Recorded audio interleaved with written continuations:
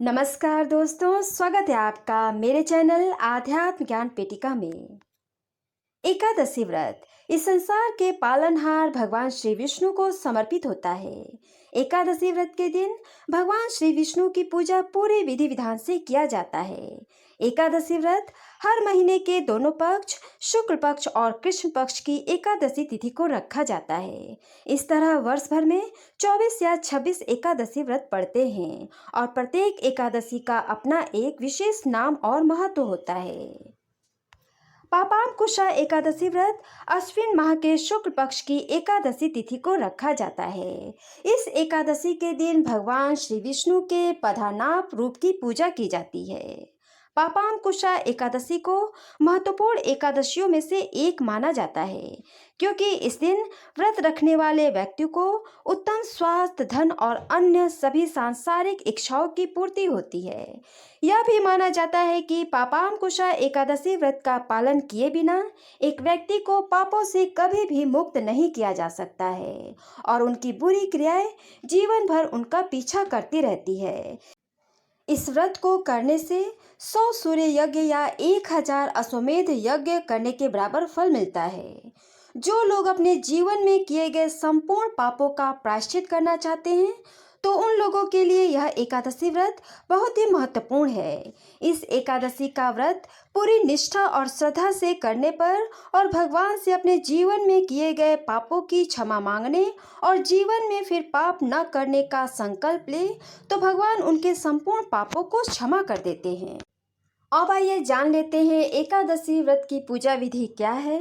एकादशी व्रत के एक दिन पहले यानी दशमी तिथि को सूर्यास्त से पहले या रात में सात्विक भोजन ले। भोजन में तामसिक खाद्य पदार्थों का सेवन कतई न करें। एकादशी व्रत के दिन सुबह जल्दी उठकर स्नान आदि करने के बाद स्वच्छ वस्त्र पहने। सर्वप्रथम भगवान सूर्य देव को अर्घ्य दे। इसके बाद भगवान विष्णु को स्मरण करते हुए एकादशी व्रत का संकल्प ले। इसके बाद भगवान विष्णु की प्रतिमा रखकर उन्हें स्नान आदि से शुद्ध करके नया वस्त्र पहनाएं। भगवान की पूजा धूप, दीप, तुलसी पत्ते, पान, सुपारी, पुष्प, अगरबत्ती आदि से करें। अंत में भगवान की आरती करें और नैवेद्य और फलों का भोग लगाकर प्रसाद वितरण करें। पूरे दिन उपवास रहे और शाम के समय भगवान की कथा सुनने के पश्चात फलाहार करें। एकादशी की रात्रि में भजन कीर्तन करते हुए समय व्यतीत करें और भगवान से अनजाने में हुई भूल या पापों के लिए क्षमा मांगे और अगले दिन यानी पारण तिथि वाले दिन सुबह स्नान करके पुनः भगवान विष्णु की पूजा करें। इसके बाद ब्राह्मणों को भोजन कराए और उन्हें दान दक्षिणा देने के पश्चात शुभ मुहूर्त में व्रत का पारण करें।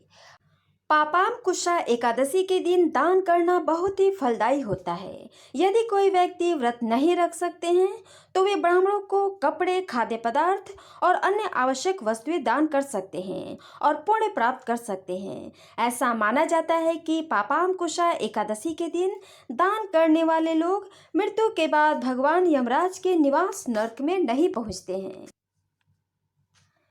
इस वर्ष 2022 में पापांकुशा एकादशी व्रत 6 अक्टूबर दिन गुरुवार को रखा जाएगा और व्रत का पारण अगले दिन यानी 7 अक्टूबर दिन शुक्रवार को किया जाएगा।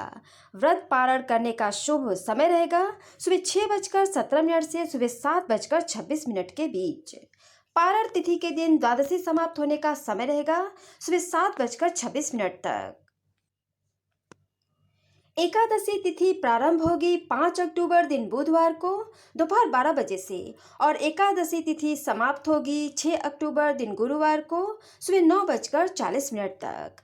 तो ये रहे साल 2022 के पापांकुशा एकादशी के बारे में महत्वपूर्ण जानकारी। आगामी एकादशी व्रत की जानकारी प्राप्त करने के लिए आज ही मेरे चैनल को सब्सक्राइब करें और मेरे वीडियो को लाइक और शेयर ज़्यादा से ज़्यादा करें दोस्तों। नमस्कार दोस्तों।